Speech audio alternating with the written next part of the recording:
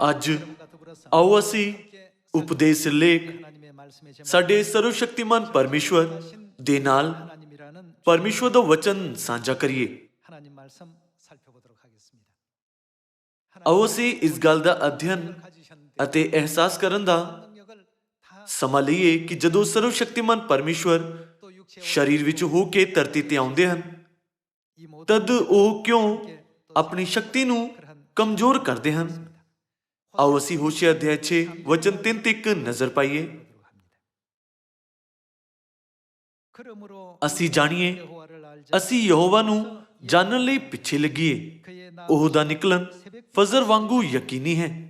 ਉਹ ਸਾਡੇ ਕੋਲ ਵਰਖਾ ਵਾਂਗੂ ਆਵੇਗਾ, ਛੇਕੜਲੀ ਵਰਖਾ ਵਾਂਗੂ ਜਿਹੜੀ ਭੂਮੀ ਨੂੰ ਸਿੰਜਦੀ ਹੈ। ਆਓ ਅਸੀਂ ਵਚਨ 6 ਤੇ ਜਾਈਏ। ਇੱਥੇ ਲਿਖਿਆ ਹੈ ਕਿ ਮੈਂ ਦਇਆ ਚਾਹੁੰਦਾ, ਨਾ ਬਲੀਦਾਨ, ਅਤੇ ਪਰਮੇਸ਼ਵਰ ਦਾ ਗਿਆਨ ਹੋਮ ਬਲੀਆਂ ਨਾਲੋਂ ਵੱਧ ਕੇ। ਪਰਮੇਸ਼ਵਰ ਦੀ ਇੱਛਾ ਇਹੀ ਹੈ। ਪਰਮੇਸ਼ਵਰ ਸਰਵਸ਼ਕਤੀਮਾਨ ਹੈ, ਪਰ ਫਿਰ ਵੀ ਲੋਕ ਪਰਮੇਸ਼ਵਰ ਨੂੰ ਆਪਣੇ ਹੀ ਨਜ਼ਰੀਏ ਨਾਲ ਸਮਝਣ ਦੀ ਕੋਸ਼ਿਸ਼ ਕਰਦੇ ਹਨ। ਤਦ ਆਓ ਅਸੀਂ ਬਾਈਬਲ ਵਿੱਚ ਪਰਮੇਸ਼ਵਰ ਦੀ ਮਹਾਨ ਸ਼ਕਤੀ ਦੀ ਸਾਖੀ ਦੇਖੀਏ। ਆਓ ਅਸੀਂ ਉਤਪਤ ਅਧਿਆਇ 1 ਵਚਨ 1 ਦੇਖੀਏ। ਆਦਿ ਵਿੱਚ ਪਰਮੇਸ਼ਵਰ ਨੇ ਆਕਾਸ਼ ਤੇ ਧਰਤੀ ਨੂੰ ਉਤਪਤ ਕੀਤਾ। ਬਾਈਬਲ ਦੇ ਇਸ ਵਚਨ ਦੇ ਅਨੁਸਾਰ ਆਕਾਸ਼ ਅਤੇ ਧਰਤੀ ਦੀ ਸ੍ਰਿਸ਼ਟੀ ਕਿਸ ਨੇ ਕੀਤੀ? ਪਰਮੇਸ਼ਵਰ ਨੇ। ਸਾਰੇ ਲੋਕੋ, ਕੀ ਤੁਸੀਂ ਸੱਚਮੁੱਚ ਇਸ ਤੇ ਵਿਸ਼ਵਾਸ ਕਰਦੇ ਹੋ? ਜਦੋਂ ਧਰਤੀ ਬੇਡੋਲ ਅਤੇ ਸੁਨਸਾਨ ਪਈ ਸੀ, ਤਦ ਪਰਮੇਸ਼ਵਰ ਨੇ ਆਕਾਸ਼ ਅਤੇ ਧਰਤੀ ਦੀ ਸ੍ਰਿਸ਼ਟੀ ਕੀਤੀ। ਵਚਨ 4 ਵਿੱਚ ਅਸੀਂ ਪਰਮੇਸ਼ਵਰ ਦੇ ਚਾਨਣ ਅਤੇ ਹਨੇਰੇ ਦੀ ਸ੍ਰਿਸ਼ਟੀ ਦਾ ਕੰਮ ਦੇਖ ਸਕਦੇ ਹਾਂ। ਤਾਂ ਪਰਮੇਸ਼ਵਰ ਨੇ ਚਾਨਣ ਨੂੰ ਡਿੱਠਾ, ਭਾਈ ਚੰਗਾ ਹੈ, ਅਤੇ ਪਰਮੇਸ਼ਵਰ ਨੇ ਚਾਨਣ ਨੂੰ ਕੀ ਕੀਤਾ? ਹਨੇਰੇ ਤੋਂ ਵੱਖਰਾ ਕੀਤਾ। ਅਤੇ ਪਰਮੇਸ਼ਵਰ ਨੇ ਚਾਨਣ ਨੂੰ ਦਿਨ ਅਤੇ ਹਨੇਰੇ ਨੂੰ ਰਾਤ ਆਖਿਆ। ਪਰਮੇਸ਼ਵਰ ਨੇ ਚਾਨਣ ਅਤੇ ਹਨੇਰੇ ਨੂੰ ਬਣਾਇਆ ਅਤੇ ਇੱਕ ਫਰਕ ਬਣਾ ਕੇ ਉਸਦੇ ਹੇਠਾਂ ਦੇ ਪਾਣੀ ਅਤੇ ਉਸਦੇ ਉੱਪਰ ਦੇ ਪਾਣੀ ਨੂੰ ਅਲੱਗ-ਅਲੱਗ ਕੀਤਾ।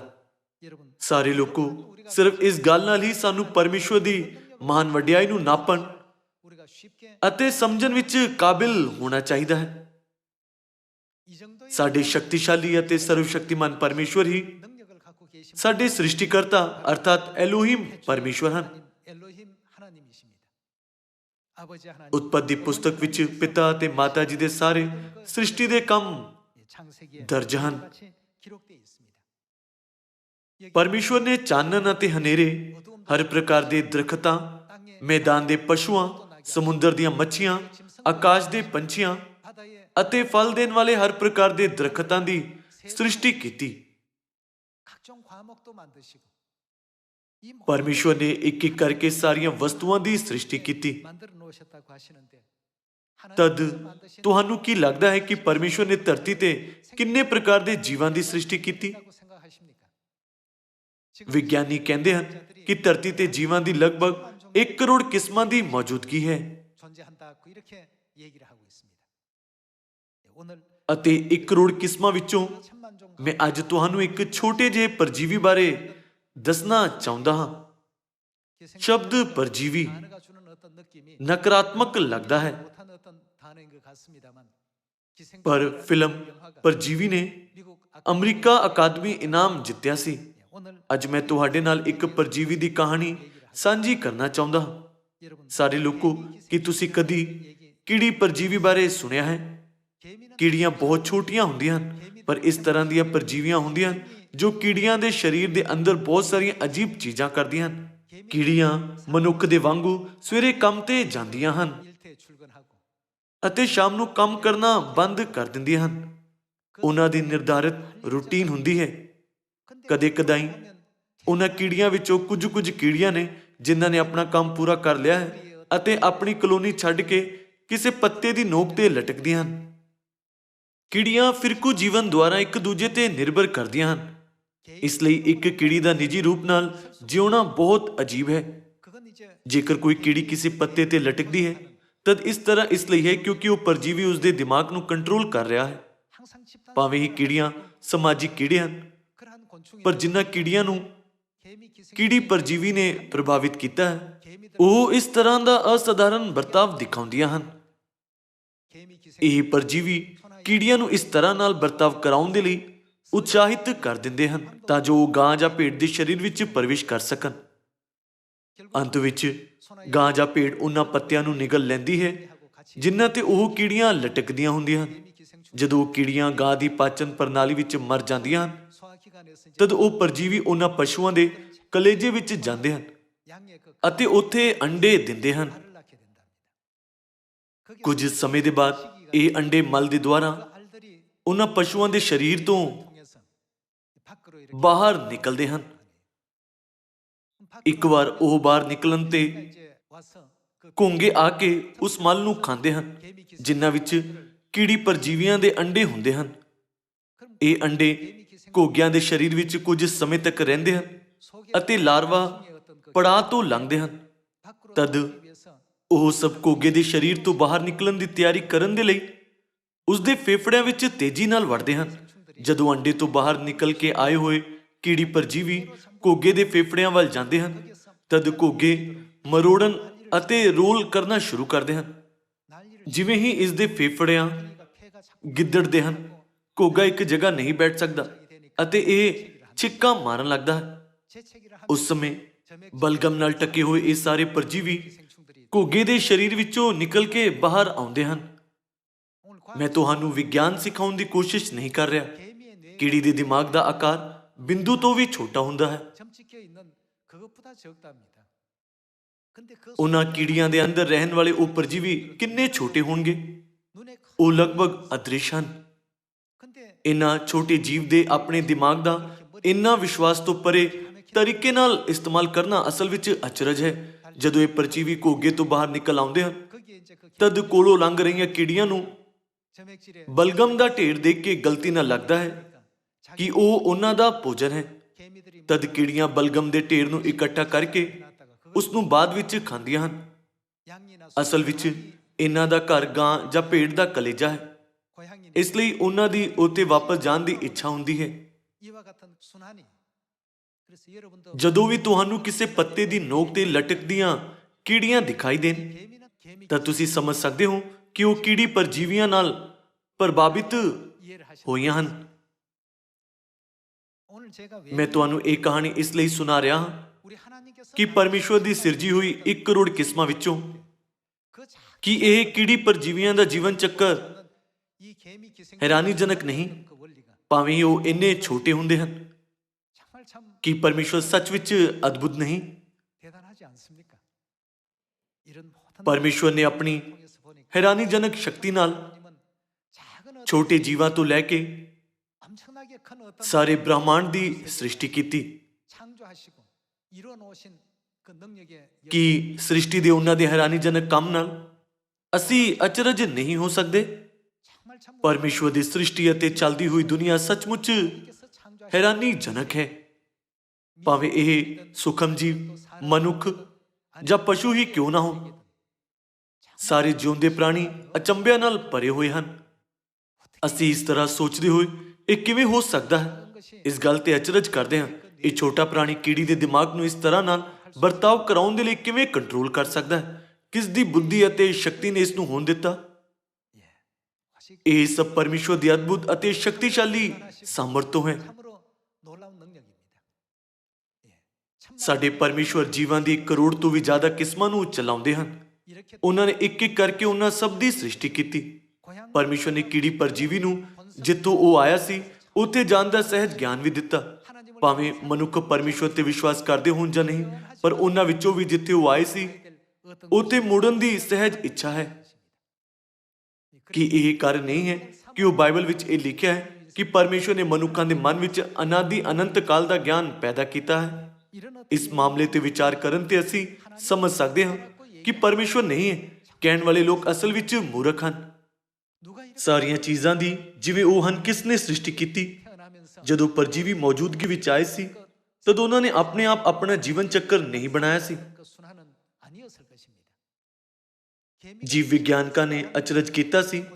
ਕੀੜੀਆਂ ਸਮਾਜਿਕ ਕੀੜੇ ਹਨ, ਪਰ ਕੁਝ ਕੀੜੀਆਂ ਆਪਣੀ ਬਸਤੀ ਛੱਡ ਕੇ ਪੱਤੇ ਦੀ ਨੋਕ ਤੇ ਲਟਕਦੇ ਹੋਏ ਕਿਉਂ ਇੰਨੇ ਅਸਾਧਾਰਨ ਰੂਪ ਨਾਲ ਵਰਤਾਵ ਕਰਦੀਆਂ ਹਨ। ਬਾਅਦ ਵਿੱਚ ਉਹਨਾਂ ਨੇ ਲੱਭਿਆ ਕਿ ਸਿਰਫ ਕੀੜੀ ਪਰਜੀਵੀਆਂ ਨਾਲ ਪ੍ਰਭਾਵਿਤ ਕੀੜੀਆਂ ਹੀ ਇੰਨੇ ਅਸਾਧਾਰਨ ਰੂਪ ਨਾਲ ਵਰਤਾਵ ਕਰਦੀਆਂ ਹਨ। ਗਾਂ ਜਾਂ ਭੇਡ ਦੇ ਘਾਹ ਖਾਂਦੇ ਸਮੇਂ ਉਹਨਾਂ ਕੀੜੀਆਂ ਨੂੰ ਨਿਗਲ ਲਿਆ ਜਾਂਦਾ ਹੈ ਅਤੇ ਅੰਤ ਵਿੱਚ ਉਹ ਪਸ਼ੂਆਂ ਦੇ ਢਿੱਡ ਵਿੱਚ ਪਹੁੰਚਦੀਆਂ ਹਨ। ਉੱਥੇ ਪਰਜੀਵੀ ਅੰਡੇ ਦਿੰਦੇ ਹਨ ਅਤੇ ਉਹ ਅੰਡੇ ਮਲ ਦੇ ਜ਼ਰੀਏ ਉਹਨਾਂ ਪਸ਼ੂਆਂ ਦੇ ਸਰੀਰ ਤੋਂ ਬਾਹਰ ਨਿਕਲ ਆਉਂਦੇ ਹਨ। ਕੀ ਪਰਜੀਵੀ ਆਪਣੇ ਆਪ ਇਸ ਪ੍ਰਣਾਲੀ ਨੂੰ ਬਣਾ ਸਕਦਾ ਹੈ? ਅਸੀਂ ਸਮਝ ਸਕਦੇ ਹਾਂ ਕਿ ਉਹ ਪਰਮੇਸ਼ਵਰ ਹਨ ਜਿਨ੍ਹਾਂ ਨੇ ਇਸ ਪ੍ਰਕਾਰ ਦੀ ਪ੍ਰਣਾਲੀ ਬਣਾਈ। ਜਦੋਂ ਅਸੀਂ ਪਰਮੇਸ਼ਵਰ ਦੀਆਂ ਸਾਰੀਆਂ ਵਸਤੂਆਂ ਦੀ ਸ੍ਰਿਸ਼ਟੀ ਕਰਨ ਦੀ ਸ਼ਕਤੀ ਅਤੇ ਇਹਨਾਂ ਵਿੱਚ ਪਾਈ ਗਈ ਜਾਣਕਾਰੀ ਦੀ ਮਾਤਰਾ ਤੇ ਵਿਚਾਰ ਕਰੀਏ ਤਦ ਅਸੀਂ ਸੱਚਮੁੱਚ ਵਿੱਚ ਹੈਰਾਨ ਹੋ ਜਾਂਦੇ ਹਾਂ ਅਤੇ ਬੇਵਸ ਹੋ ਕੇ ਪਰਮੇਸ਼ਵਰ ਦੀ ਪ੍ਰਸ਼ੰਸਾ ਕਰਦੇ ਹਾਂ। ਅਸੀਂ ਇਹ ਵੀ ਸਮਝਦੇ ਹਾਂ ਕਿ ਜੋ ਇਹ ਦਾਅਵਾ ਕਰਦੇ ਹਨ ਕਿ ਪਰਮੇਸ਼ਵਰ ਨਹੀਂ ਹੈ, ਅਸਲ ਵਿੱਚ ਮੂਰਖ ਹਨ। ਪਰਮੇਸ਼ਵਰ ਦੀ ਸ੍ਰਿਸ਼ਟੀ ਕੀਤੀ ਹੋਈ ਹਰੇਕ ਵਸਤੂ ਵਿੱਚ ਔਖੀ ਰਚਨਾ ਨਾਲ ਅਸੀਂ ਮਹਿਸੂਸ ਕਰ ਸਕਦੇ ਹਾਂ ਕਿ ਕਿੰਨੇ ਸ਼ਕਤੀਸ਼ਾਲੀ ਹਨ ਅਤੇ ਅਦਭੁਤ ਹਨ ਸਾਡੇ ਪਰਮੇਸ਼ਵਰ। ਆਓ ਅਸੀਂ ਜ਼ਬੂਰਾਂ ਦੀ ਪੋਥੀ ਅਧਿਆਇ 14 ਵਚਨ 1 ਦੇਖੀਏ। ਮੂਰਖ ਨੇ ਆਪਣੇ ਮਨ ਵਿੱਚ ਆਖਿਆ ਹੈ, ਭਾਈ, ਕਿ ਪਰਮੇਸ਼ਵਰ ਹੈ ਹੀ ਨਹੀਂ। ਉਹ ਵਿਗੜ ਗਏ ਹਨ, ਉਹਨਾਂ ਨੇ ਘਿਨੌਣੇ ਕੰਮ ਕੀਤੇ ਹਨ, ਭਲਾ ਕਰਨ ਵਾਲਾ ਕੋਈ ਨਹੀਂ। ਯਹੋਵਾ ਨੇ ਸੁਰਗ ਉੱਤੋਂ ਆਦਮ ਵੰਸ਼ ਉੱਤੇ ਦ੍ਰਿਸ਼ਟੀ ਕੀਤੀ ਤਾਂ ਉਹ ਵੇਖੇ, ਭਾਈ, ਕੋਈ ਬੁੱਧਵਾਨ ਪਰਮੇਸ਼ਵਰ ਦਾ ਤਾਲਬ ਹੈ ਕਿ ਨਹੀਂ। ਉਹ ਸਭੇ ਕੁਰਾਹੇ ਪੈ ਗਏ, ਉਹ ਸਭ ਦੇ ਸਭ ਭ੍ਰਿਸ਼ਟ ਹੋ ਗਏ ਹਨ, ਕੋਈ ਭਲਾ ਕਰਨ ਵਾਲਾ ਨਹੀਂ, ਇੱਕ ਵੀ ਨਹੀਂ। ਕਿ ਇਹ ਸਾਰੇ ਕੁਕਰਮੀ ਸਮਝ ਨਹੀਂ ਰੱਖਦੇ, ਜਿਹੜੇ ਮੇਰੀ ਪ੍ਰਜਾ ਨੂੰ ਖਾਂਦੇ ਜਿਵੇਂ ਰੋਟੀ ਖਾਂਦੇ ਹਨ ਅਤੇ ਯਹੋਵਾ ਦਾ ਨਾਮ ਨਹੀਂ ਲੈਂਦੇ। ਉਹਨਾਂ ਨੇ ਉੱਥੇ ਵੱਡਾ ਭੈ ਖਾਧਾ ਕਿ ਜੋ ਪਰਮੇਸ਼ਵਰ ਧਰਮੀਆਂ ਦੀ ਪੀੜ੍ਹੀ ਨਾਲ ਰਹਿੰਦਾ ਹੈ। ਅਸੀਂ ਸਮਝ ਸਕਦੇ ਹਾਂ ਜੋ ਪਰਮੇਸ਼ਵਰ ਨਹੀਂ ਹੈ ਕਹਿੰਦੇ ਹਨ ਉਹ ਮੂਰਖ ਹਨ। ਅਦ੍ਰਿਸ਼ ਦੁਨੀਆ ਵਿੱਚ ਮੌਜੂਦਗੀ ਵਿੱਚ ਰਹਿਣ ਵਾਲੇ ਜਿਉਂਦੇ ਪ੍ਰਾਣੀਆਂ ਦੇ ਵਿਸ਼ੇ ਵਿੱਚ ਕਹੀਏ ਤਦ ਪਰਮੇਸ਼ਵਰ ਨੇ ਉਹਨਾਂ ਨੂੰ ਆਪਣੀ ਭੂਮਿਕਾਵਾਂ ਨਿਭਾਉਣ ਦੀ ਯੋਗਤਾ ਅਤੇ ਬੁੱਧੀ ਦਿੱਤੀ ਹੈ। ਜੋ ਇਸ ਕੰਮ ਨੂੰ ਪੂਰਾ ਕਰਦਾ ਹੈ ਉਹ ਸਾਡੇ ਪਰਮੇਸ਼ਵਰ ਹਨ। ਆਦਿ ਵਿੱਚ ਪਰਮੇਸ਼ਵਰ ਨੇ ਆਕਾਸ਼ ਅਤੇ ਧਰਤੀ ਦੀ ਸ੍ਰਿਸ਼ਟੀ ਕੀਤੀ। ਪਰਮੇਸ਼ਵਰ ਨੇ ਜ਼ਮੀਨ ਤੇ ਪਸ਼ੂਆਂ ਅਤੇ ਅਨੇਕ ਪ੍ਰਕਾਰ ਦੇ ਪੌਦਿਆਂ ਅਤੇ ਦਰਖਤਾਂ ਦੀ ਸ੍ਰਿਸ਼ਟੀ ਕੀਤੀ। ਉਤਪਤੀ ਪੁਸਤਕ ਵਿੱਚ ਪਰਮੇਸ਼ਵਰ ਦੀ ਰਚਨਾ ਦੇ ਕੰਮ ਨੂੰ ਸੰਖੇਪ ਵਿੱਚ ਪੇਸ਼ ਕੀਤਾ ਗਿਆ ਹੈ। ਜਦੋਂ ਅਸੀਂ ਪਰਮੇਸ਼ਵਰ ਦੀ ਰਚੀ ਹੋਈ 1 ਕਰੋੜ ਕਿਸਮਾਂ ਨੂੰ ਦੇਖੀਏ ਤਦ ਉਹਨਾਂ ਸਾਰਿਆਂ ਦੇ ਅਲੱਗ-ਅਲੱਗ ਆਕਾਰ ਅਤੇ ਵਿਸ਼ੇਸ਼ਤਾਵਾਂ ਹਨ। ਮਨੁੱਖਾਂ ਦੇ ਨਾਲ ਵੀ ਇਸ ਤਰ੍ਹਾਂ ਹੀ ਹੈ। ਜਿਵੇਂ ਮੈਂ ਹਮੇਸ਼ਾ ਕਹਿੰਦਾ, ਸਿਯੋਨ ਵਿੱਚ ਇਸ ਤਰ੍ਹਾਂ ਦੇ 2 ਮੈਂਬਰ ਵੀ ਨਹੀਂ ਜਿਨ੍ਹਾਂ ਦਾ ਚਿਹਰਾ ਇੱਕੋ ਜਿਹਾ ਹੋਵੇ। ਪਰਮੇਸ਼ਵਰ ਨੇ ਇੱਕ ਹੀ ਪੇੜੇ ਨਾਲ ਮਨੁੱਖ ਦੀ ਸ੍ਰਿਸ਼ਟੀ ਨਹੀਂ ਕੀਤੀ, ਪਰ ਇਸ ਦੇ ਬਦਲੇ ਉਹਨਾਂ ਨੇ ਇੱਕ-ਇੱਕ ਕਰਕੇ ਹਰ ਇੱਕ ਵਿਅਕਤੀ ਨੂੰ ਅਨੋਖੇ ਢੰਗ ਨਾਲ ਬਣਾਇਆ ਹੈ। ਕੀੜੀ ਪਰਜੀਵੀ ਦੇ ਨਾਲ ਵੀ ਇਸ ਤਰ੍ਹਾਂ ਹੀ ਹੈ। ਇਸ ਪਰਜੀਵੀ ਦਾ ਵਿਗਿਆਨਿਕ ਨਾਮ ਡਿਕਰੋਕੈਲੀਅਮ ਡੈਂਡਰੀਟਿਕਮ ਹੈ। ਪਰਮੇਸ਼ਵਰ ਨੇ ਹਰ ਇੱਕ ਛੋਟੇ ਜਿਉਂਦੇ ਪ੍ਰਾਣੀ ਨੂੰ ਉਸਦੇ ਆਕਾਰ, ਰੂਪ ਅਤੇ ਵਿਸ਼ੇਸ਼ਤਾਵਾਂ ਦੇ ਨਾਲ ਬਹੁਤ ਧਿਆਨ ਨਾਲ ਬਣਾਇਆ। ਇਸ ਨੂੰ ਦੇਖ ਕੇ ਮੈਂ ਅਹਿਸਾਸ ਕਰਦਾ ਹਾਂ ਕਿ ਪਰਮੇਸ਼ਵਰ ਨੇ ਇਸ ਧਰਤੀ ਨੂੰ ਜਿੱਥੇ ਅਸੀਂ ਰਹਿੰਦੇ ਹਾਂ ਕਿੰਨਾ ਜ਼ਿਆਦਾ ਪਿਆਰ ਦਿੱਤਾ ਹੈ। ਇਸ ਲਈ ਸਭ ਤੋਂ ਵੱਡਾ ਮੂਰਖ ਉਹ ਹੈ ਜੋ ਕਹਿੰਦਾ ਹੈ ਕਿ ਪਰਮੇਸ਼ਵਰ ਨਹੀਂ ਹੈ। ਦੂਸਰੇ ਵਿਸ਼ਵ ਯੁੱਧ ਦੇ ਬਾਅਦ ਅਨੇਕ ਲੋਕਾਂ ਨੇ ਜਿਨ੍ਹਾਂ ਨੇ ਯੁੱਧ ਦੀ ਬੇਰਹਿਮੀ ਦੇਖੀ ਸੀ ਸੋਚਿਆ, ਜੇਕਰ ਪਰਮੇਸ਼ਵਰ ਅਸਲ ਵਿੱਚ ਮੌਜੂਦ ਹੈ ਤਾਂ ਇਸ ਤਰ੍ਹਾਂ ਯੁੱਧ ਕਿਵੇਂ ਹੋ ਸਕਦਾ ਹੈ। ਇਹ ਸੋਚ ਕੇ ਕਿ ਪਰਮੇਸ਼ਵਰ ਦੀ ਕੋਈ ਮੌਜੂਦਗੀ ਨਹੀਂ, ਉਹਨਾਂ ਨੇ ਇਸ ਵਿਸ਼ੇ ਵਿੱਚ ਭਾਸ਼ਣ ਦਾ ਵੀ ਪ੍ਰਬੰਧ ਕੀਤਾ।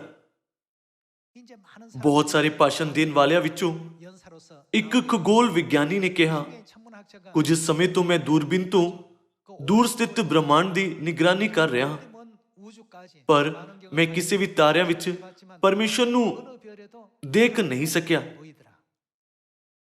ਇਸ ਲਈ ਪਰਮੇਸ਼ਵਰ ਦੀ ਮੌਜੂਦਗੀ ਨਹੀਂ ਹੈ। ਉਸ ਦਾ ਸਿੱਟਾ ਇਹੀ ਸੀ।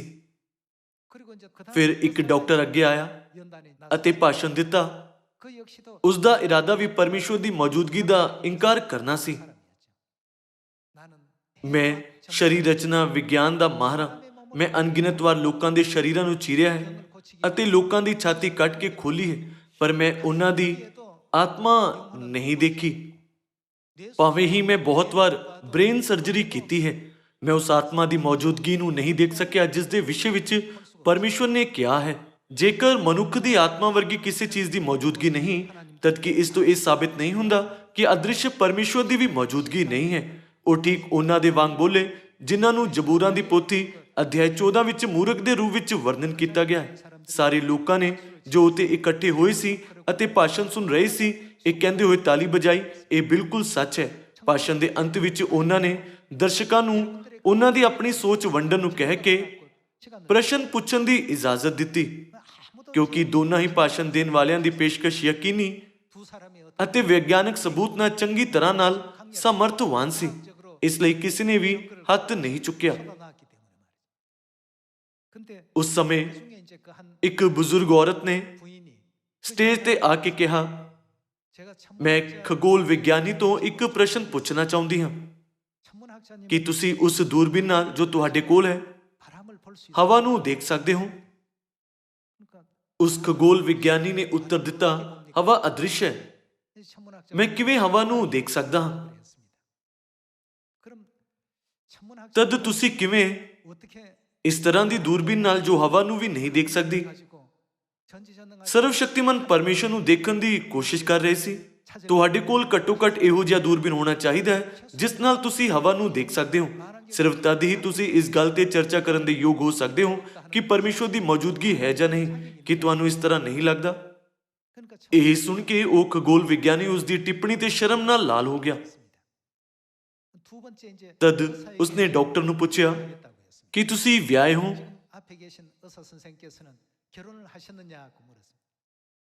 ਡਾਕਟਰ ਨੇ ਉੱਤਰ ਦਿੱਤਾ, ਹਾਂਜੀ ਮੈਂ ਹਾਂ। ਜਦੋਂ ਉਸਨੇ ਉਸ ਡਾਕਟਰ ਨੂੰ ਪੁੱਛਿਆ ਕਿ ਉਸਦੇ ਬੱਚੇ ਹਨ ਜਾਂ ਨਹੀਂ, ਤਦ ਉਸਨੇ ਕਿਹਾ ਹਾਂਜੀ ਹੈ। ਉਸਨੇ ਪੁੱਛਿਆ ਕਿ ਤੁਸੀਂ ਆਪਣੀ ਪਤਨੀ ਅਤੇ ਬੱਚਿਆਂ ਨਾਲ ਪਿਆਰ ਕਰਦੇ ਹੋ? ਹਾਂਜੀ ਮੈਂ ਕਰਦਾ। ਕਿ ਤੁਸੀਂ ਸੱਚਮੁੱਚ ਉਹਨਾਂ ਨਾਲ ਪਿਆਰ ਕਰਦੇ ਹੋ? ਹਾਂਜੀ ਮੈਂ ਉਹਨਾਂ ਨੂੰ ਸੱਚਮੁੱਚ ਪਿਆਰ ਕਰਦਾ। ਤਦ ਉਹਨਾਂ ਲਈ ਜੋ ਪਿਆਰ ਤੁਹਾਡੇ ਵਿੱਚ ਹੈ ਉਹ ਤੁਹਾਡੇ ਮਨ ਵਿੱਚ ਹੈ ਜਾਂ ਤੁਹਾਡੇ ਸਿਰ ਵਿੱਚ ਜਾਂ ਉਹ ਤੁਹਾਡੇ ਮੂੰਹ ਵਿੱਚ ਹੈ? ਉਹ ਜਿੱਥੇ ਕਿਤੇ ਵੀ ਹੈ ਕਿਰਪਾ ਉਸ ਨੂੰ ਕੱਢ ਕੇ ਸਾਨੂੰ ਦਿਖਾ ਦਿਓ। ਇਹ ਕਹਿੰਦੇ ਹੋਏ ਕਿ ਤੁਸੀਂ ਸਾਨੂੰ ਦਿਖਾ ਦਿਓਗੇ ਕਿ ਉਹ ਪਿਆਰ ਕਿੱਥੇ ਹੈ, ਉਸਨੇ ਉਸ ਨੂੰ ਛੋਟਾ ਜਿਹਾ ਚਾਕੂ ਦਿਖਾਇਆ। ਉਸ ਬਜ਼ੁਰਗ ਔਰਤ ਦੀ ਬੁੱਧੀ ਨਾਲ ਬਹੁਤਿਆਂ ਨੇ, ਜਿਨ੍ਹਾਂ ਨੇ ਸੋਚਿਆ ਸੀ ਕਿ ਪਰਮੇਸ਼ਵਰ ਦੀ ਮੌਜੂਦਗੀ ਨਹੀਂ ਹੈ, ਆਪਣੀ ਸੋਚ ਬਦਲ ਲਈ। ਇਹ ਕਹਾਣੀ ਸੱਚੀ ਘਟਨਾ ਹੈ ਜੋ ਦੂਸਰੇ ਵਿਸ਼ਵ ਯੁੱਧ ਦੇ ਬਾਅਦ ਵਾਪਰੀ ਸੀ। ਸਾਰੇ ਲੋਕੋ ਛੋਟੀਆਂ ਕੀੜੀ ਪਰਜੀਵੀਆਂ ਦੇ ਉਦਾਹਰਨ ਨਾਲ ਵੀ ਕਿ ਅਸੀਂ ਸਮਝ ਨਹੀਂ ਸਕਦੇ ਕਿ ਪਰਮੇਸ਼ਰ ਅਸਲ ਵਿੱਚ ਜਿਉਂਦੇ ਹਨ। ਇਹ ਦੇਖ ਕੇ ਕਿ ਕਿਵੇਂ ਪਰਮੇਸ਼ਰ ਸੂਖਮ ਦੁਨੀਆ ਨੂੰ ਚਲਾਉਂਦੇ ਹਨ, ਅਸੀਂ ਸ੍ਰਿਸ਼ਟੀਕਰਤਾ ਪਰਮੇਸ਼ਰ ਦੀ ਸ਼ਕਤੀਸ਼ਾਲੀ ਸਾਮਰਥ ਨੂੰ ਯਕੀਨਨ ਸਮਝ ਸਕਦੇ ਹਾਂ। ਸੱਚਮੁੱਚ ਸਾਡੇ ਪਰਮੇਸ਼ਰ ਸ਼ਾਨਦਾਰ ਅਤੇ ਸ਼ਕਤੀਸ਼ਾਲੀ ਹਨ। 2000 ਸਾਲ ਪਹਿਲਾਂ ਉਹੀ ਸਰਵਸ਼ਕਤੀਮਾਨ ਪਰਮੇਸ਼ਰ ਧਰਤੀ ਤੇ ਆਏ। ਭਾਵੇਂ ਹੀ ਉਹਨਾਂ ਵਿੱਚ ਦੁਸ਼ਟਾਂ ਨੂੰ ਸਜ਼ਾ ਦੇਣ ਅਤੇ ਅਵਿਸ਼ਵਾਸੀਆਂ ਨੂੰ ਵਿਸ਼ਵਾਸ ਦੇਣ ਦੀ ਸ਼ਕਤੀ ਹੈ, ਪਰ ਉਹ ਹਲੀਮੀ ਨਾਲ ਸਰੀਰ ਪਾ ਕੇ ਯੀਸ਼ੂ ਦੇ ਨਾਮ ਨਾਲ ਇਜ਼ਰਾਈਲ ਵਿੱਚ ਆਏ।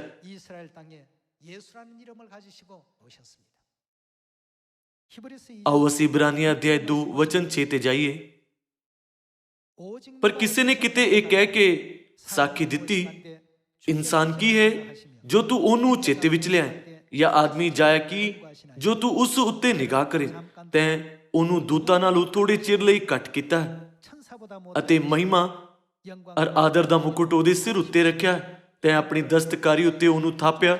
ਤੈਂ ਸਭ ਕੁਝ ਉਹਦੇ ਪੈਰਾਂ ਹੇਠ ਅਧੀਨ ਕਰ ਦਿੱਤਾ ਹੈ, ਕਿਉਂਕਿ ਜਦੋਂ ਉਸਨੇ ਸਭ ਕੁਝ ਉਹਦੇ ਅਧੀਨ ਕਰ ਦਿੱਤਾ ਤਾਂ ਕੁਝ ਨਹੀਂ ਛੱਡਿਆ ਜੋ ਉਹਦੇ ਅਧੀਨ ਨਾ ਕੀਤਾ ਹੋਵੇ। ਪਰ ਅਜੇ ਤੀਕਰ ਅਸੀਂ ਸਭ ਕੁਝ ਉਹਦੇ ਅਧੀਨ ਕੀਤਾ ਹੋਇਆ ਨਹੀਂ ਵੇਖਦੇ, ਪਰ ਅਸੀਂ ਉਹਨੂੰ ਜਿਹੜਾ ਦੂਤਾਂ ਨਾਲੋਂ ਥੋੜੇ ਚਿਰ ਲਈ ਘੱਟ ਕੀਤਾ ਗਿਆ ਹੈ, ਅਰਥਾਤ ਯੀਸ਼ੂ ਨੂੰ ਮੌਤ ਦਾ ਦੁੱਖ ਝੇਲਣ ਦੇ ਕਾਰਨ ਪ੍ਰਤਾਪ ਅਤੇ ਮਾਨ ਦਾ ਮੁਕੁਟ ਰੱਖਿਆ ਹੋਇਆ ਵੇਖਦੇ ਹਾਂ, ਤਾਂ ਜੋ ਪਰਮੇਸ਼ਵਰ ਦੀ ਕਿਰਪਾ ਨਾਲ ਹਰੇਕ ਮਨੁੱਖ ਲਈ ਮੌਤ ਦਾ ਸਵਾਦ ਚੱਖੇ। ਅਸੀਂ ਆਪਣੇ ਪਾਪਾਂ ਦੇ ਕਰਕੇ ਸਰੀਰ ਪਾ ਕੇ ਇਸ ਧਰਤੀ ਤੇ ਆਏ, ਪਰ ਪਾਪ ਬਿਨਾਂ ਪਰਮੇਸ਼ਵਰ ਨੂੰ ਸਵਰਗਦੂਤ ਤੋਂ ਵੀ ਸ਼ਕਤੀਹੀਨ ਹੋ ਕੇ ਸਰੀਰ ਵਿੱਚ ਆਉਣਾ ਪਿਆ। ਬਹੁਤਿਆਂ ਨੇ ਕਿਹਾ ਪਰਮੇਸ਼ਵਰ ਨੂੰ ਕੁਝ ਵੀ ਕਰਨ ਵਿੱਚ ਕਾਬਿਲ ਹੋਣਾ ਚਾਹੀਦਾ ਹੈ, ਜਿਵੇਂ ਆਕਾਸ਼ ਵਿੱਚ ਉੱਡਣਾ, ਅਤੇ ਦੂਸਰੀਆਂ ਬਹੁਤ ਸਾਰੀਆਂ ਚੀਜ਼ਾਂ ਕਰਨਾ ਜੋ ਮਨੁੱਖ ਨਹੀਂ ਕਰ ਸਕਦਾ। ਸਿਰਫ ਤਦ ਹੀ ਅਸੀਂ ਵਿਸ਼ਵਾਸ ਕਰ ਸਕਦੇ ਹਾਂ ਕਿ ਉਹ ਪਰਮੇਸ਼ਵਰ ਹੈ। ਸਾਰੇ ਲੋਕੋ ਯੀਸ਼ੂ ਦੇ ਧਰਤੀ ਤੇ ਆਉਣ ਦਾ ਕਾਰਨ ਕੀ ਸੀ? ਕਿ ਉਹ ਪਾਪਾਂ ਦੀ ਮਾਫੀ ਦੇ ਕੇ ਸਾਡੀ ਮੁਕਤੀ ਕਰਨ ਦੇ ਲਈ ਨਹੀਂ ਸੀ। ਅਸੀਂ ਸਵਰਗ ਤੋਂ ਆਏ ਹੋਏ ਪਾਪੀ ਹਾਂ ਜੋ ਨਰਕ ਵਿੱਚ ਅਨੰਤ ਮੌਤ ਦੀ ਸਜ਼ਾ ਪਾਉਣ ਤੋਂ ਇਲਾਵਾ ਹੋਰ ਕੁਝ ਨਹੀਂ ਕਰ ਸਕਦੇ ਸੀ। ਇਸ ਤਰ੍ਹਾਂ ਦੇ ਬਦਕਿਸਮਤ ਪਾਪੀਆਂ ਤੇ ਤਰਸ ਕਰਦੇ ਹੋਏ ਪਰਮੇਸ਼ਵਰ ਨੇ ਸਾਡੀ ਮੁਕਤੀ ਕਰਨ ਦੇ ਲਈ ਸ਼ਰੀਰ ਪਾਇਆ। ਇਸ ਧਰਤੀ ਤੇ ਆਉਣ ਦੇ ਲਈ ਪਰਮੇਸ਼ਵਰ ਨੇ ਸਵਰਗਦੂਤਾਂ ਤੋਂ ਵੀ ਛੋਟੇ ਹੋ ਕੇ ਆਪਣੀ ਮਰਜ਼ੀ ਨਾਲ ਆਪਣੀ ਸਾਰੀ ਸ਼ਕਤੀ ਅਤੇ ਵਡਿਆਈ ਨੂੰ ਪਿੱਛੇ ਛੱਡ ਦਿੱਤਾ। ਆਓ ਅਸੀਂ ਇਬਰਾਨੀਆਂ ਅਧਿਆਇ 2 ਵਚਨ 14 ਦੇ ਨਾਲ ਜਾਰੀ ਰੱਖੀਏ। ਸੋ ਜਦ ਬਾਲਕ ਲਹੂ ਅਤੇ ਮਾਸ ਵਿੱਚ ਸਾਂਝੀ ਹੁੰਦੇ ਹਨ ਤਾਂ ਉਹਨਾਂ ਵਾਂਗੂ ਕਿਸ ਵਿੱਚ ਬਿਆਲ ਬਣਿਆ? ਉਹ ਆਪ ਵੀ ਇਹਨਾਂ ਹੀ ਵਿੱਚ ਬਿਆਲ ਬਣਿਆ। ਦੂਸਰੇ ਸ਼ਬਦਾਂ ਵਿੱਚ ਉਹਨੇ ਸ਼ਰੀਰ ਪਾਇਆ ਤਾਂ ਜੋ ਮੌਤ ਦੇ ਰਾਹੀਂ ਉਸ ਨੂੰ ਜਿਹਦੇ ਵਸ ਵਿੱਚ ਮੌਤ ਹੈ ਅਰਥਾਤ ਸ਼ੈਤਾਨ ਨੂੰ ਨਾਸ ਕਰੇ ਅਤੇ ਉਹਨਾਂ ਨੂੰ ਜਿਹੜੇ ਮੌਤ ਦੇ ਡਰ ਤੋਂ ਸਾਰੀ ਉਮਰ ਗੁਲਾਮੀ ਵਿੱਚ ਫਸੇ ਹੋਏ ਸਨ ਛੁਡਾਵੇ। ਕਿਉਂ ਜੋ ਉਹ ਦੂਤਾਂ ਦੀ ਤਾਂ ਸਹਾਇਤਾ ਨਹੀਂ ਸਗੋਂ ਅਬਰਾਹਮ ਦੀ ਅੰਸ਼ ਦੀ ਸਹਾਇਤਾ ਕਰਦਾ ਹੈ। ਇਸ ਕਾਰਨ ਚਾਹੀਦਾ ਸੀ ਭਾਈ ਉਹ ਸਭਨੀ ਗੱਲਾਂ ਆਪਣੇ ਭਾਈਆਂ ਵਰਗਾ ਬਣੇ ਤਾਂ ਜੋ ਉਹ ਉਹਨਾਂ ਗੱਲਾਂ ਦੇ ਵਿਖੇ ਜਿਹੜੀਆਂ ਪਰਮੇਸ਼ਵਰ ਨਾਲ ਸੰਬੰਧ ਰੱਖਦੀਆਂ ਹਨ ਲੋਕਾਂ ਦੇ ਪਾਪਾਂ ਦਾ ਪ੍ਰਾਇਸ਼ਚਿਤ ਕਰਨ ਨੂੰ ਦਿਆਲੂ ਅਤੇ ਮਾਤਬਰ ਪ੍ਰਧਾਨ ਜਾਜਕ ਹੋਵੇ। ਕਿਉਂਕਿ ਜਦੋਂ ਉਸਨੇ ਆਪ ਹੀ ਪਰਤਾਵੇ ਵਿੱਚ ਪੈ ਕੇ ਦੁੱਖ ਚੱਲਿਆ ਤਾਂ ਉਹ ਉਹਨਾਂ ਦੀ ਜਿਹੜੇ ਪਰਤਾਵੇ ਵਿੱਚ ਪੈਂਦੇ ਹਨ ਸਹਾਇਤਾ ਕਰ ਸਕਦਾ ਹੈ। ਸੋ ਜਦ ਬਾਲਕ ਲਹੂ ਅਤੇ ਮਾਸ ਵਿੱਚ ਸਾਂਝੀ ਹੁੰਦੇ ਹਨ ਤਾਂ ਉਹ ਵੀ ਸ਼ੈਤਾਨ ਦੇ ਕੰਮ ਨੂੰ ਨਸ਼ਟ ਕਰਨ ਦੇ ਲਈ ਉਹਨਾਂ ਦੇ ਭਾਗੀਦਾਰੀ ਹੋ ਕੇ ਧਰਤੀ ਤੇ ਆਏ।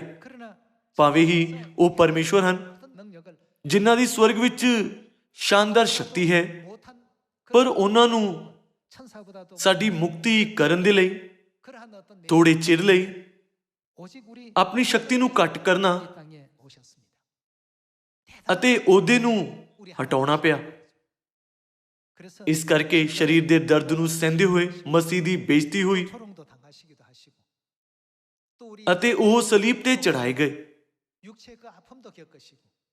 ਉਹਨਾਂ ਤੇ ਨਾਸਰੀਆਂ ਦਾ ਕੁਪੰਥ ਦੇ ਆਗੂ ਹੋਣ ਦਾ ਦੋਸ਼ ਲਗਾਇਆ ਗਿਆ, ਪਰ ਫਿਰ ਵੀ ਉਹ ਆਪਣੀ ਸੰਤਾਨਾਂ ਨੂੰ ਲੱਭਣ ਦੇ ਲਈ ਜੋ ਅਸਲ ਵਿੱਚ ਤੋਬਾ ਕਰਨ ਅਤੇ ਪਰਮੇਸ਼ਵਰ ਦੀ ਆਵਾਜ਼ ਸੁਣਨਾ ਚਾਹੁੰਦੀਆਂ ਸੀ ਨਗਰ ਨਗਰ ਗਏ। ਕੀ ਅਸੀਂ ਮੱਤੀ, ਮਰਕੁਸ, ਲੂਕਾ ਅਤੇ ਯੋਹੰਨਾ ਰਚਿਤ ਖੁਸ਼ਖਬਰੀ ਦੇ ਜ਼ਰੀਏ ਆਪਣੇ ਪਿਤਾ ਦਾ ਸਰੂਪ ਨਹੀਂ ਦੇਖ ਸਕਦੇ ਜਿਨ੍ਹਾਂ ਨੇ ਧਰਤੀ ਤੇ ਮਨੁੱਖ ਜਾਤੀ ਤੱਕ ਆਪਣੀ ਆਵਾਜ਼ ਪਹੁੰਚਾਉਣ ਦੇ ਲਈ ਇਮਾਨਦਾਰੀ ਨਾਲ ਪ੍ਰਚਾਰ ਕੀਤਾ? ਆਓ ਅਸੀਂ ਇਬਰਾਨੀਆਂ ਅਧਿਆਇ 9 ਤੇ ਇੱਕ ਨਜ਼ਰ ਪਾਈਏ। ਇਬਰਾਨੀਆਂ ਅਧਿਆਇ 9 ਵਚਨ 27। ਅਤੇ ਜਿਵੇਂ ਮਨੁੱਖਾਂ ਲਈ ਇੱਕ ਵਾਰ ਮਰਨਾ ਠਹਿਰਾਇਆ ਹੋਇਆ ਹੈ ਅਤੇ ਉਹਦੇ ਪਿੱਛੋਂ ਨਿਆਂ ਹੁੰਦਾ ਹੈ, ਤਿਵੇਂ ਮਸੀਹ ਵੀ ਬਾਲਿਆਂ ਦੇ ਪਾਪਾਂ ਨੂੰ ਚੁੱਕਣ ਲਈ ਇੱਕੋ ਹੀ ਵਾਰ ਚੜਾਇਆ ਗਿਆ ਅਤੇ ਉਹਨਾਂ ਉੱਤੇ ਜਿਹੜੇ ਉਹਨੂੰ ਉਡੀਕਦੇ ਹਨ ਪਾਪ ਦੇ ਕੰਮ ਤੋਂ ਅੱਡ ਹੋ ਕੇ ਮੁਕਤੀ ਲਈ ਕਿੰਨੀ ਵਾਰ? 2 ਵਾਰ ਪ੍ਰਗਟ ਹੋਵੇਗਾ। ਉਹ ਸਿਯੋਨ ਵਿੱਚ ਆਪਣੀ ਪਿਆਰੀ ਸੰਤਾਨਾਂ ਨੂੰ ਬਚਾਉਣ ਦੇ ਲਈ ਦੂਸਰੀ ਵਾਰ ਆਏ। ਇਹ ਇਸ ਤਰ੍ਹਾਂ ਦਾ ਫੈਸਲਾ ਨਹੀਂ ਸੀ ਜਿਸ ਨੂੰ ਆਸਾਨੀ ਨਾਲ ਲਿਆ ਜਾ ਸਕਦਾ ਹੈ। ਹਰ ਕਿਸੇ ਨੇ ਉਹਨਾਂ ਦਾ ਮਜ਼ਾਕ ਉਡਾਇਆ, ਉਹਨਾਂ ਦਾ ਇਨਕਾਰ ਕੀਤਾ, ਬੇਇੱਜ਼ਤੀ ਅਤੇ ਜ਼ੁਲਮ ਕੀਤਾ ਅਤੇ ਅੰਤ ਵਿੱਚ ਉਹਨਾਂ ਨੂੰ ਸਲੀਬ ਤੇ ਚੜਾਇਆ। ਉਸੇ ਜਗ੍ਹਾ ਤੇ ਫਿਰ ਤੋਂ ਆਉਣਾ ਆਸਾਨ ਨਹੀਂ ਸੀ ਜਿੱਥੇ ਉਹਨਾਂ ਨਾਲ ਕਠੋਰਤਾ ਨਾਲ ਵਰਤਾਓ ਕੀਤਾ ਗਿਆ ਸੀ। ਭਾਵੇਂ ਹੀ ਦੁਸ਼ਟਾਂ ਨੇ ਪਿਤਾ ਅਤੇ ਮਾਤਾ ਜੀ ਦੀ ਬੇਇੱਜ਼ਤੀ ਅਤੇ ਜ਼ੁਲਮ ਕੀਤਾ, ਪਰ ਇਹ ਇਸ ਲਈ ਨਹੀਂ ਸੀ ਕਿਉਂਕਿ ਉਹ ਸ਼ਕਤੀਹੀਨ ਸਨ। ਸਾਨੂੰ ਆਪਣੇ ਪਰਮੇਸ਼ਵਰ ਨੂੰ ਸਹੀ ਤਰ੍ਹਾਂ ਨਾਲ ਸਮਝਣਾ ਚਾਹੀਦਾ ਹੈ। ਸਾਡੇ ਪਿਤਾ ਅਤੇ ਮਾਤਾ ਜੀ ਐਲੋਹਿਮ ਪਰਮੇਸ਼ਵਰ ਹਨ ਜਿਨ੍ਹਾਂ ਵਿੱਚ ਸ਼ਾਨਦਾਰ ਅਤੇ ਅਦਭੁਤ ਸ਼ਕਤੀ ਹੈ। ਫਿਰ ਵੀ ਉਹਨਾਂ ਨੇ ਇਸ ਧਰਤੀ ਤੇ ਆ ਕੇ ਇਸ ਨੂੰ ਲੁਕਾਇਆ। ਸਾਨੂੰ ਇਸ ਗੱਲ ਨੂੰ ਨਹੀਂ ਭੁੱਲਣਾ ਚਾਹੀਦਾ ਕਿ ਸਾਡੇ ਗੰਭੀਰ ਪਾਪਾਂ ਦੇ ਕਰਕੇ ਹੀ ਜੋ ਅਸੀਂ ਸਵਰਗ ਵਿੱਚ ਕੀਤੇ ਸੀ ਉਹਨਾਂ ਨੂੰ ਇਸ ਰਾਹ ਤੇ ਚੱਲਣਾ ਪਿਆ। ਇਸ ਲਈ ਪਰਮੇਸ਼ਵਰ ਨੇ ਸਾਨੂੰ ਇਹ ਜਾਣਨ ਦਿੱਤਾ ਕਿ ਸਿਰਫ ਉਹ ਜੋ ਆਤਮਾ ਤੇ ਲਾੜੀ ਦੀ ਅਗਵਾਈ ਵਿੱਚ ਚੱਲਦੇ ਹਨ ਸਵਰਗ ਵਾਪਸ ਜਾ ਸਕਦੇ ਹਨ। ਰਸੂਲ ਯਹੂਨਾ ਨੂੰ ਆਪਣਾ ਪ੍ਰਕਾਸ਼ਨ ਦਿਖਾਇਆ। ਆਓ ਅਸੀਂ ਪ੍ਰਕਾਸ਼ ਦੀ ਪੋਥੀ ਅਧਿਆਇ 22 ਤੇ ਜਾਈਏ। ਪ੍ਰਕਾਸ਼ ਦੀ ਪੋਥੀ ਅਧਿਆਇ 22 ਵਚਨ 17। ਆਤਮਾ ਤੇ ਲਾੜੀ ਆਖਦੀ ਹੈ ਆਓ, ਜਿਹੜਾ ਸੁਣਦਾ ਹੋਵੇ ਉਹ ਕਹੇ ਆਓ, ਅਤੇ ਜਿਹੜਾ ਤਿਹਾਇਆ ਹੋਵੇ ਉਹ ਆਵੇ, ਜਿਹੜਾ ਚਾਹੇ ਅੰਮ੍ਰਿਤ ਜਲ ਮੁਕਤ ਲਵੇ। ਕਿਉਂਕਿ ਆਤਮਾ ਤੇ ਲਾੜੀ ਨੇ ਕਿਹਾ ਮੇਰੇ ਕੋਲ ਆਓ। ਸਾਨੂੰ ਪਿਤਾ ਅਤੇ ਮਾਤਾ ਜੀ ਨੂੰ ਲੱਭ ਕੇ ਉਹਨਾਂ ਦੇ ਕੋਲ ਆਉਣਾ ਚਾਹੀਦਾ ਹੈ। ਮੈਂ ਅਤੇ ਤੁਸੀਂ ਉਹਨਾਂ ਦੇ ਕੋਲ ਆਏ ਅਤੇ ਹੁਣ ਅਸੀਂ ਨਵੇਂ ਨੇਮ ਦੇ ਸੱਚ ਦੇ ਜ਼ਰੀਏ ਬਿਨਾਂ ਕਿਸੇ ਮੁੱਲ ਦੇ ਜੀਵਨ ਦਾ ਜਲ ਲੈ ਰਹੇ ਹਾਂ। ਪਰ ਜੇਕਰ ਅਸੀਂ ਸੋਚੀਏ ਪਰ ਮੇਰੀ ਸੋਚ ਅਲੱਗ ਹੈ, ਤਦ ਅਸੀਂ ਪਰਮੇਸ਼ਵਰ ਦੀ ਮੁਕਤੀ ਦੀ ਯੋਜਨਾ ਤੋਂ ਦੂਰ ਹੋ ਸਕਦੇ ਹਾਂ। ਇਸ ਲਈ ਬਾਈਬਲ ਸਾਨੂੰ ਪਰਮੇਸ਼ਵਰ ਦੇ ਵਚਨ ਦੇ ਪ੍ਰਤੀ ਆਗਿਆਕਾਰੀ ਦੇ ਵਿਸ਼ੇ ਵਿੱਚ ਸਿਖਾਉਂਦੀ ਹੈ ਨਾ? ਸਾਡੀ ਮੁਕਤੀ ਕਰਨ ਦੇ ਲਈ ਆਤਮਾ ਤੇ ਲਾੜੀ ਸਵਰਗ ਦੂਤਾਂ ਤੋਂ ਵੀ ਘੱਟ ਹੋਏ ਅਤੇ ਹੇਠਾਂ ਧਰਤੀ ਤੇ ਆਏ। ਸਾਨੂੰ ਮੁਕਤੀ ਦਾ ਰਾਹ ਸਿਖਾਉਣ ਦੇ ਲਈ ਉਹਨਾਂ ਨੇ ਆਪਣੀ ਮਰਜ਼ੀ ਨਾਲ ਸਰੀਰ ਪਾਇਆ। ਕਿੰਨੀ ਅਦਭੁਤ ਹੈ ਉਹਨਾਂ ਦੀ ਕਿਰਪਾ ਅਤੇ ਕਿੰਨਾ ਸੋਹਣਾ ਹੈ ਸਾਡੇ ਲਈ ਉਹਨਾਂ ਦਾ ਪਿਆਰ। ਸਾਨੂੰ ਇਹ ਸੋਚ ਕੇ ਉਹਨਾਂ ਦੇ ਬਲੀਦਾਨ ਨੂੰ ਐਵੇਂ ਹੀ ਲੈਣਾ ਨਹੀਂ ਚਾਹੀਦਾ। ਇਸ ਤਰ੍ਹਾਂ ਉਹਨਾਂ ਨੇ ਇਸ ਲਈ ਕੀਤਾ ਕਿਉਂਕਿ ਉਹ ਪਰਮੇਸ਼ਵਰ ਹਨ। ਇਸ ਦੇ ਬਦਲੇ ਆਓ ਅਸੀਂ ਖੁਦ ਨੂੰ ਯਾਦ ਕਰਾਈਏ ਕਿ ਪਿਤਾ ਅਤੇ ਮਾਤਾ ਸਿਰਫ ਸਾਡੇ ਹੀ ਮੁਕਤੀ ਕਰਨ ਦੇ ਲਈ ਬਹੁਤ ਉਤਸੁਕ ਸੀ। ਮੈਂ ਤੁਹਾਨੂੰ ਸਾਰਿਆਂ ਨੂੰ ਪਰਮੇਸ਼ਵਰ ਦੇ ਦਿਖਾਏ ਰਾਹ ਤੇ ਚੱਲਣ ਦੇ ਲਈ ਇਮਾਨਦਾਰੀ ਨਾਲ ਕਹਿੰਦਾ ਹਾਂ, ਤਾਂ ਜੋ ਅਸੀਂ ਅਨੰਤ ਸਵਰਗ ਦੇ ਰਾਜ ਵਿੱਚ ਵੱਡੇ ਆਦਰ ਨਾਲ ਪ੍ਰਵੇਸ਼ ਕਰ ਸਕੀਏ। ਇਸ ਦੇ ਨਾਲ ਮੈਂ ਅੱਜ ਦਾ ਉਪਦੇਸ਼ ਖਤਮ ਕਰਨਾ ਚਾਹੁੰਦਾ। ਤੁਹਾਡਾ ਬਹੁਤ ਬਹੁਤ ਧੰਨਵਾਦ।